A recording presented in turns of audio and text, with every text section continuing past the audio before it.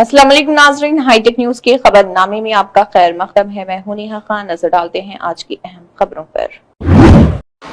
जिले संगारेड्डी के MM classic garden function hall में जमाते इस्लामी हिंद की जानिब से तमाम मजहब व मिल्लत के भाइयों के लिए ईद मिलाद प्रोग्राम रखा गया। इस प्रोग्राम में शिरकत करने वाले हिंदू, मुस्लिम और क्रिश्चियन भाइयों की कसीर तादाद ने शिरकत की। आइए देखते हैं मज़ीद तफसीलात आपके अपने चैनल हाईटेक टीवी न्यूज़ पर। ఖురాన్ అదే అంటుంది, ఈ ఉపవాసం మీకే కాదు మీ ముందు గతించినటువంటి సమాజాలపై కూడానే ఉంది అని చెప్పారు. అంటే ఖురాన్ కొత్త ఉపవాసాన్ని ప్రవేశపెట్టలా. ఉపవాసం అనేటటువంటి కాన్సెప్ట్ ప్రతి మతంలో కూడా ఉంది, పాటించే విధానం వేరే ఉండొచ్చు. బట్ కాన్సెప్ట్ స్పిరిచువాలిటీ అనేది ఎక్కడైతే ఉందో ఫాస్టింగ్ అనేది ప్రతి చోట ఉంది. ఇంకా చెప్పారు విభిన్నమైనటువంటి ఉపవాసాల గురించి. కనుక ఖురాన్ ఏం చెప్తుందంటే గతించినటువంటి సమాజాలు లేదా మతాలు ఏదైతే విధానాలు అవి ఏ యథార్థాన్ని అయితే చెప్పాయో ఖురాన్ అదే యథార్థాన్ని చెప్పింది తప్ప కొత్త విషయాన్ని చెప్పాలి. అస్మదాచార్య పర్యంతం వందే గురు పరంపరం.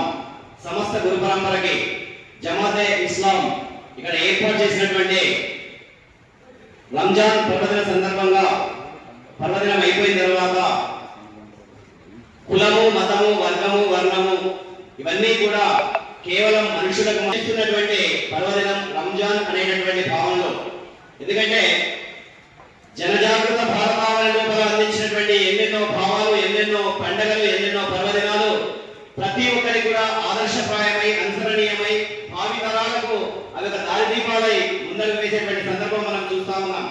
ఈ పండుగలన్నీ కూడా మానవాళికి ఏమందిస్తున్నాయి, అందులోపల ఈదుల్ ఫితర్ యొక్క సందేశం లోపల ఏముంది అని అంటే సహనము అనేటటువంటిది, సత్యము అనేటటువంటిది, శాంత గంభీరము, ఆత్మవిశ్వాసము ప్రతి ఒక్కరి లోపల నెలకొల్పేటటువంటి ఒక పరమ పవిత్రమైనటువంటి పూజనీయమైనటువంటి ఈ పర్వదిన సారాంశంగా నిర్వహించిన మరి జమాత్ ఇస్లాంకు థ్యాంక్స్ చెప్తూ ఒక చిన్న ఇంతకుముందు నేను ఒక షేర్ చెప్పాను, దాన్ని కొంత భాగం చెప్పదలుచుకున్నాను. मिली थी जिंदगी किसी के काम करने के लिए, पर वक्त बीत रहा है कागज के टुकड़े कमाने के लिए. क्या करेगा इतना पैसा कमाकर, ना कफन में जेबें, ना कफन में अलमारी. నా చిన్న ఉపన్యాసాన్ని ముగిస్తున్నాను. జై భారత్. ఉండాలని అందరినీ హిందువులను, క్రైస్తవులని, తర్వాత ఇస్లాం ముస్లింలను అందరినీ ఒక దగ్గరికి తీసుకురావడం చాలా సంతోషం. ఈ మతపరమైన ఈ కార్యక్రమాలు జరగడం చాలా మంచి పని అందరం. ఎందుకంటే వ్యక్తిగతంగా మనం ఏది కూడా సాధించలేము, ఒక సమిష్టిగా అందరం సాధించగలుగుతాం. ప్రతి మతంలో కూడా సుఖము, శాంతి, ఆనందము, ప్రేమ ఈ 4 బిడ్డ ఉంటే ఖచ్చితంగా జీవితంలో అంతకంటే మించి ఏమీ లేదు. అందుకొరకు వాటిని సాధించడానికి ప్రతి ఒక్కరు కృషి చేయాలి. ప్రధానంగా మన మత గ్రంథాలు, మన జీవన విధానం, మన ఆదర్శం అంటే మానవుడు ఏ విధంగా జీవించాలి, కుటుంబంలో ఏ విధంగా ఉండాలి, సమాజంలో ఏ విధంగా ఉండాలి, దేశంలో ఏ విధంగా బోధిస్తుంది. కాబట్టి కనీసం జమాత్ ఇస్లాం హిందూ సంగారెడ్డి మరియు జిల్లా కమిటీ పార్టీలందరికీ, వేదికను అలంకరించిన మిత్రులకు, వేదిక ముందున్నటువంటి మిత్రులందరికీ ఆశిస్తే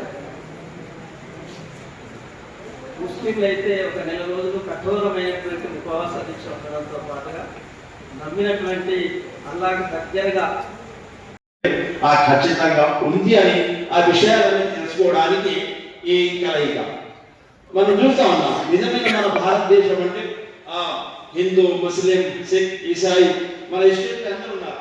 మన పాస్టర్ గారు ఉన్నారు, మన పండిత్ గారు ఉన్నారు, మన అశోక్ కుమార్ గారు ఉన్నారు, మన జమాత్ ఇస్లామీ సభ్యులు ఉన్నారు, మా సిక్ మత గురువు కూడా పిలిచి నుండి ఆయన ఏ కారణం వల్లనో రాలేకపోయారనుకోండి.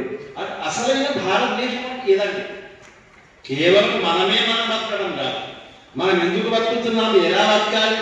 కొన్ని వేల సంవత్సరాల నుంచి భారతదేశంలో అందరూ కలిసిమెలిసి ఉంటున్నాం, కలిసిమెలిసి ఉన్నాం కూడా.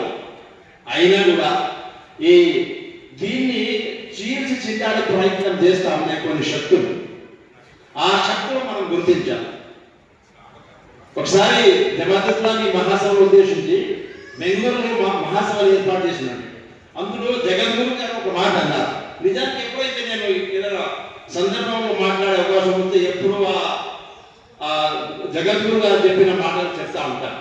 ఆయన ఒక మాట అన్నారు, ఎవరైతే మిమ్మల్ని కలిపే ప్రయత్నం చేస్తారో వారు మీకు జీవితంతో సమానం. ఉండేవారు అక్కడ చాలా మంచి మంచి మాటలు చెప్పారు. అది ఒకసారి చెప్పారు, అరే మంచి మనిషి అంటే ఎవరండి? మంచి మనిషి అంటే ఎవరైతే మనసు మంచిలో వాళ్ళు మంచి మనసులో మనసు మంచిగా ఉండాలి అంటే మనిషి మంచిగా ఉంటారు. उर्दू ఒక చిన్న షేర్ ఉంది, ఆదమీ సే ఆదమీ కో कीना नहीं अच्छा जिस सीने में हो कीना